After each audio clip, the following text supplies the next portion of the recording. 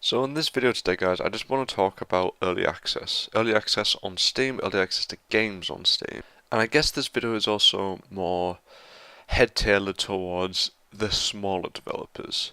People who are developing games such as Rust, who I guess are, if I remember them correctly, Face Punch Studios, who are the exact same people who made Garry's Mod, or basically the studio who made Garry's Mod. So I was reading a small article a couple of days ago on joystick.com about DayZ and how far it has basically come in terms of sales. As of this recording, the studio has revealed that the game, or the alpha of the game, has sold 800,000 copies. Now, while that sounds amazing on paper for the developers, I feel like not the word of boasting, but the word of basically revealing too much information about how well your game is doing. What I mean by this is that for a game that is in its alpha state, early access, for a game that supposedly is going to be in beta at the end of 2014, possibly, but my point is that bigger developers such as EA, such as Capcom, even though if you've pretty much read up on basically end user Capcom in terms of their financial state, they are in the shitter. They probably need as much help as they could get in terms of their development. But let's just say EA for instance. EA reads this article, or they hear about this article, they read it, they summarize it by saying, we can release an incomplete product. We could probably achieve 500,000 sales by releasing an incomplete product on our own service, on Origin, let's say, for something like The Sims 4. Now, while The Sims 4 has already been, revealed and whatnot, I'm not entirely sure of the release date, but let's say Sims 4 was announced a year and a half ago. The game wasn't supposed to come out, let's say, for like another 2.5 years, but the developer only knows about that. EA only knows about that.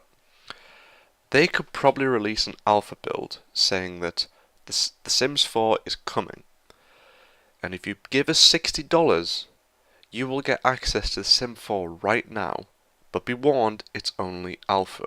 This kind of business practice, I feel like, could be abused. I mean, if you look at Battlefield 4, which at the moment it's not really in a fantastic state. I mean, me personally, I don't have the game, so I can't speak in terms of my own experience with it.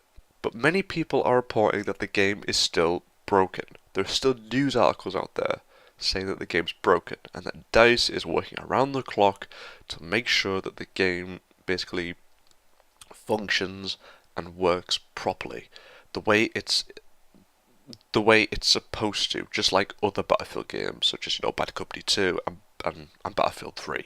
So they're basically putting DLC on hold to obviously fix the game. But my problem is that itself, Battlefield 4, there was no like alpha beta that you could buy into or anything like that. I mean, you could get access to the beta, I believe maybe like 2-3 weeks before the game was actually released.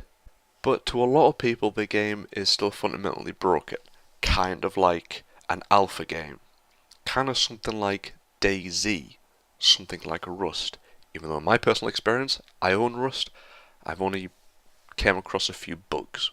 But I feel like EA will manipulate the early access thing in their own way.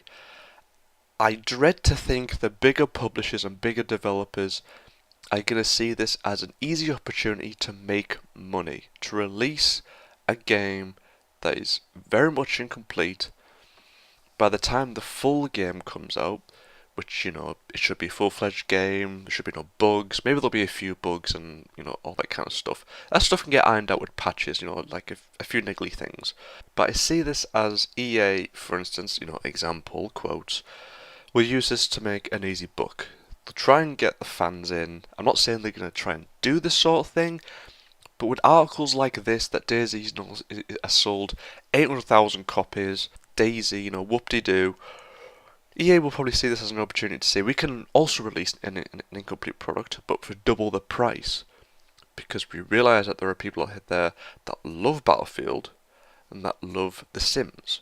Again, I'm not saying they're going to try and do something like this, but I feel like the smaller guys, people like, Face Punch Studios, but I feel like they need to choose their words a lot more properly. Yeah, sure, talking about your sales and saying that how much money we've made in this small amount of time is a good thing. But when you see that, probably bigger guys are going to see this as an easy opportunity to make an easy buck, I feel like it will go somewhat downhill and people will start abusing this system in a way. I mean, that's my 2 cents on it. Hope you guys have enjoyed it, and I will see you guys later. Cheers for now.